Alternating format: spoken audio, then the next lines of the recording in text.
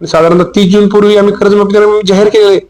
30 जून पूर्वी या राज्यातल्या शेतकऱ्यांची कर्जमाफी ही केलीच आहे. नमस्कार शेतकरी मित्रांनो, राज्यातील शेतकऱ्यांची कर्जमाफी ही 30 जून पूर्वीच होणार. राज्याचे कृषी मंत्री दत्तामामा भरणे यांच्यामार्फत पुन्हा एकदा एक वक्तव्य करण्यात आलेले. आपल्याला माहिती आहे मित्रांनो, 2 दिवसापूर्वी केंद्र शासनाचा एक निर्णय आला होता आणि त्या केंद्र शासनाच्या निर्णयात केंद्र सरकारने सांगितलं होतं की राज्यातील 26 लाखपेक्षा जास्त शेतकऱ्यांचं जे पीक कर्ज आहे, थकीत पीक कर्ज, त्याची पुनर्रचना करण्यास मान्यता देण्यात आली होती.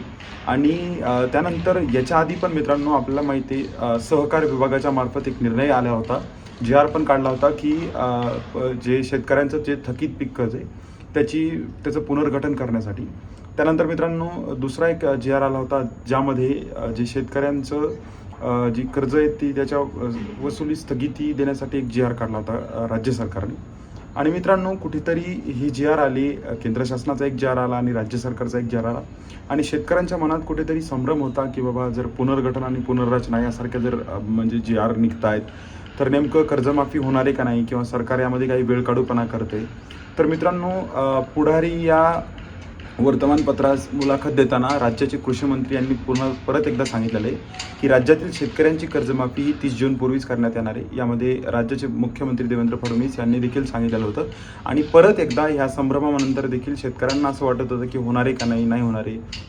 सो मित्रांनो परत एकदा राज्याचे कृषी मंत्री यांनी असं वक्तव्य केलेलं आहे. आपल्याला माहिती आहे मित्रांनो, राज्य सरकारने एक कमिटी स्थापित केलेली प्रवीण परदेशी यांच्या अध्यक्षतेत, आणि त्याचा अभ्यास येणार आहे आणि एप्रिलमध्ये त्याचा अहवाल येणार आहे मित्रांनो. आणि तो अहवाल आल्यानंतर मित्रांनो राज्यातील शेतकऱ्यांची जी कर्जमाफी ही 30 जून पूर्वीच होणार आहे असं स्पष्ट करण्यात आलेलं आहे. मित्रांनो आपला हेतू असतो तुमच्यापर्यंत खरी आणि जेन्युइन माहिती पोहोचण्याचा. आपला जर व्हिडिओ तुम्हाला आवडला असेल तर कृपया चॅनलला सबस्क्राईब करा, या व्हिडिओला लाईक करा. धन्यवाद.